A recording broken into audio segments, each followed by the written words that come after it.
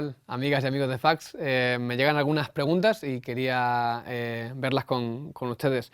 La primera que veo es, ¿podríamos identificar un milagro que sucedió hace mucho tiempo?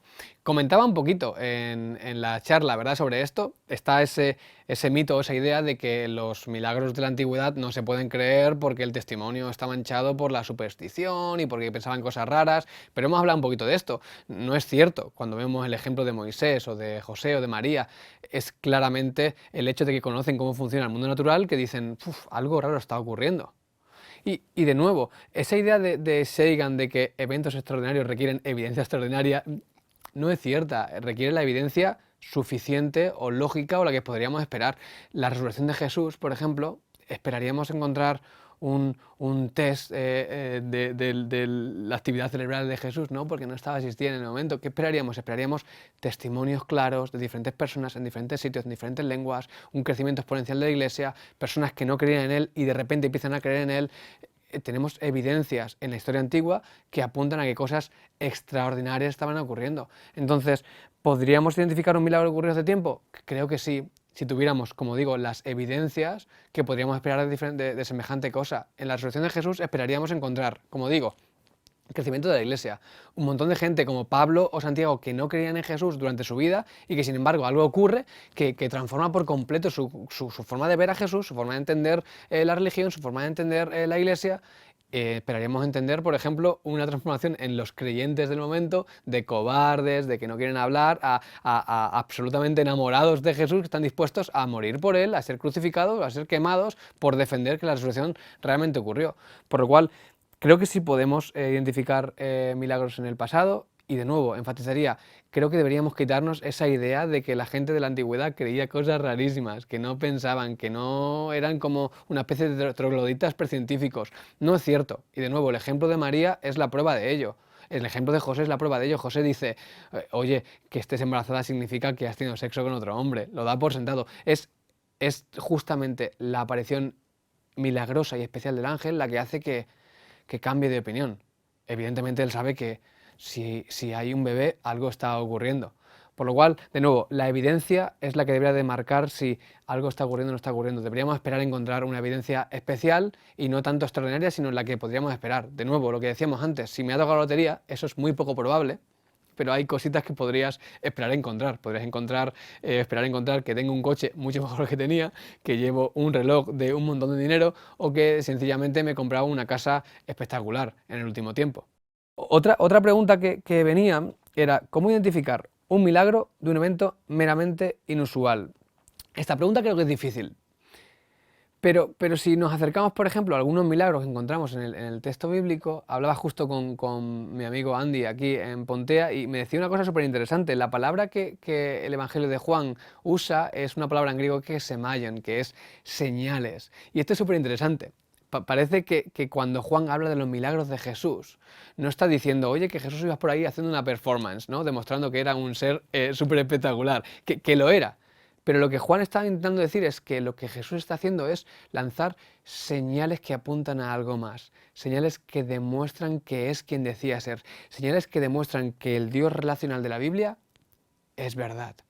Entonces, creo que si tuviéramos que buscar alguna cosa, creo que buscaría señales que nos acercan a conocer a Dios, señales o eventos espectaculares que hacen despertar cosas que estaban dormidas en la iglesia, en el creyente, cosas que quizás ayudan como digo, conectar diferentes cosas que estaban inconexas, perdidas. En el caso del Evangelio de Juan, esa idea de señales que apuntan a Jesús como alguien no meramente humano, me parece súper interesante. ¿Es importante el contexto en el que sucede un milagro? Evidentemente, es súper importante el contexto en el que ocurre un milagro y por eso comentaba en el ejemplo de la resurrección o de María o de José o de Moisés entender lo que estaba ocurriendo, lo que se estaba pensando y las cosas que esperaríamos encontrar como evidencias en ese determinado contexto. Y por último había una pregunta súper interesante que decía, varias religiones tienen milagros. Déjame comenzar por aquí y después, si queréis, respondo a lo después. Es cierto que otras religiones tienen milagros y de hecho, por ejemplo, si estudiamos el Antiguo Testamento, encontramos un momento extraordinario. Cuando Moisés llega ante el faraón parece que exige de alguna forma, manifestaciones claras, ¿no? Algo extraordinario, algo que demuestre que Moisés viene del nombre del que viene. Y algo que ocurre es que los hechiceros o magos o del faraón convierten seres inanimados en serpientes. Lo curioso que ahí vemos es que sirvientes que no son del Dios verdadero están accediendo a algún tipo de poder espiritual que les ayuda a transformar algo inanimado en serpientes. ¿Está el poder espiritual o el mundo espiritual únicamente abierto para el cristiano? Creo que no. Creo que no. De hecho, deberíamos ser conscientes que hay una guerra espiritual ocurriendo en la que esperaríamos encontrar también poder de parte del enemigo actuando a través de diferentes personas, religiones, cosas. De hecho, es interesante cuando Pablo dice eso, ¿no? De nuestra lucha no es contra carne ni sangre, sino contra principados, potestades, huestes de maldad. Estemos atentos. Y la sensación que me da, como diría C.S. Lewis en el libro de las cartas del día de su sobrino, es que nos han vendido la idea de que eso no ocurre, de que el mundo espiritual no existe, de que eso de los creer en los demonios, de no sé qué, eso es del siglo pasado, que eso ya no mola. Y creo que es una buena estrategia por parte del enemigo para hacernos insensibles, para hacernos escépticos, de nuevo, a los milagros o al poder que no es un poder de Dios. Y una cosa más, el tema súper interesante en ese acontecimiento de Moisés con las serpientes es que las serpientes que hacen los hechiceros del faraón son reales, sí, tienen poder, sí, pero la serpiente que sale de la vara de Moisés se las come a las dos. El poder que viene del Dios verdadero es muy superior al resto de poderes que podemos encontrar en el mundo espiritual. Ahora, la pregunta lleva también implícito después, dice, ¿significa que cada una de ellas puede ser verdad o que todas tienen parte de verdad?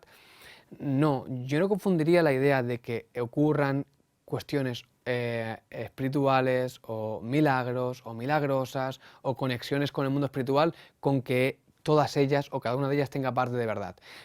Pero señalaría una parte importante. Por favor, no descartemos que el Dios de la Biblia, el Dios relacional, puede y quiere tener relación con personas de otras religiones. Tenemos testimonios a puñados de musulmanes que dicen, me he encontrado en la mezquita con Dios que me decía, soy Isha, soy Jesús, quiero conocerte, ven a mí, abre la Biblia, abre tu corazón. Nos encontramos muchísimos testimonios de personas que en diferentes religiones, en diferentes contextos paganos, se han encontrado con el Dios vivo a través de un milagro, a través de una revelación, a través de algo especial. ¿No es ese acaso el ejemplo de Pablo de Tarso? ¿No es ese el ejemplo de Pablo de Tarso que no es un creyente de Jesús y en el camino a Damasco dice, tiene un encuentro personal en el cual le cega, en el cual descubre a través de un evento milagroso con un encuentro con el Dios vivo? No metamos a Dios en una caja en la cual decimos Dios actúa aquí, aquí y aquí y lo milagroso es para mí y para mi congregación.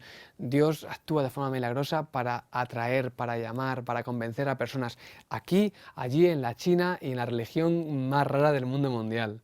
¿Significa eso que porque eventos espectaculares, extraordinarios o milagrosos ocurran en religiones son verdad? No son cosas que estén directamente relacionadas. ¿Son todas las religiones verdad? Creo que no se puede. Y voy a responder esta pregunta súper rápida. Si todas las religiones son verdad, entonces ninguna lo es de manera directa. No es posible que todas sean verdad porque cada religión afirma cosas diferentes. Pero hay una cosa espectacular en la religión cristiana que te dejo con esto y termino. Mientras que el resto de religiones te van a decir, aquí está la verdad, este camino es la verdad, en la religión cristiana encontramos algo extraordinario, diferente, sustancialmente espectacular. Dios mismo, hecho ser humano, te dice, yo soy la verdad. La verdad no es algo que tenemos que acceder a través del conocimiento, a través de la práctica, a través de... La verdad es una persona a la que tenemos que conocer. Una persona que tienes que conocer tú, la tengo que conocer yo, la tengo que conocer nuestro amigo. Y te animaría a entender esto de esta manera. Los milagros, si es cierto esto, que la verdad quiere ser conocida, quiere ser experimentada, quiere ser vivida, los milagros deberían en última instancia apuntarnos a esa verdad relacional. Un Dios que que por amor y con todo lo que tiene se hace ser humano, porque quiere darse a conocer, porque es la verdad con piernas, con brazos, con ojos, que quiere que la conozcamos, que la abracemos. Una verdad que en última instancia debería de transformarnos por completo.